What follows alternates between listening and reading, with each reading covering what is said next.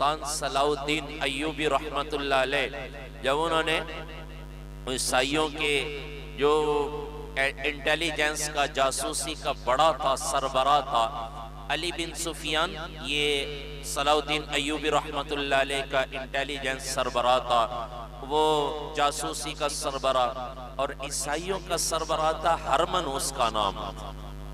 تو جب سلطان صلاح الدین ایوبی رحمت اللہ علیہ نے اسے گرفتار کیا، پھر اس سے سوال وغیرہ کیے، تو سلطان صلاح الدین ایوبی رحمت اللہ علیہ کے سامنے دشمن کھڑا ہے جس نے بڑی تکلیف پہنچائی ہے، لیکن سلطان صلاح الدین ایوبی رحمت اللہ علیہ ان کو کہنے لگے میرے نزدیک عقل مند کو مارنا بے وقوفی ہے، عقل مند کو مارنا بے وقوفی ہے۔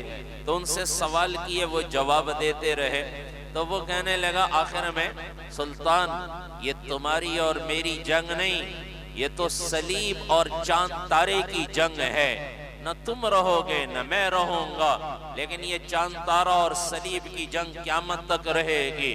اور ہم نے بڑے مسلمان پر بھاگ دوڑ کی کہ اس کے ایمان کو خرید لیں، ایمان سے ہٹا دیں۔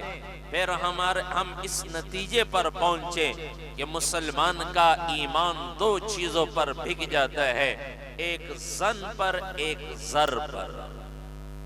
زن کا معنی عورتیں پیش کی انہوں نے عیسائیوں نے، صحابہ کے دور میں بھی بعد میں یہ عیسائیوں نے اور یہودیوں نے ان کے سامنے عورت کو پیش کیا، عورت کو سامنے لے کر آئے کہ مسلمان عورت کی وجہ سے گمراہ ہو جاتے ہیں۔ کتنے ایسے لوگ ہیں جو اپنا مذہب چھوڑ گئے، کتنے ایسے لوگ ہیں جو مذہب چھوڑ گئے۔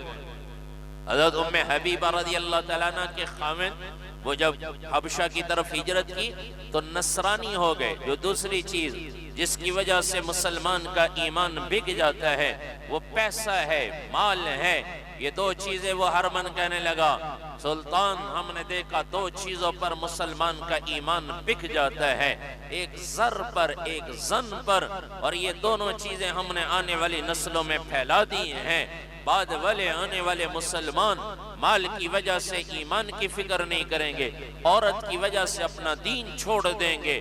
تو یہ اس زمانے سے چلا رہا ہے، اللہ کے نبی کے زمانے سے۔ ایک یہ علم ہے جو دنیا والوں نے ہمیں بتایا، ایک وہ علم ہے جو اللہ نے اپنے نبی پر اتارا ہے۔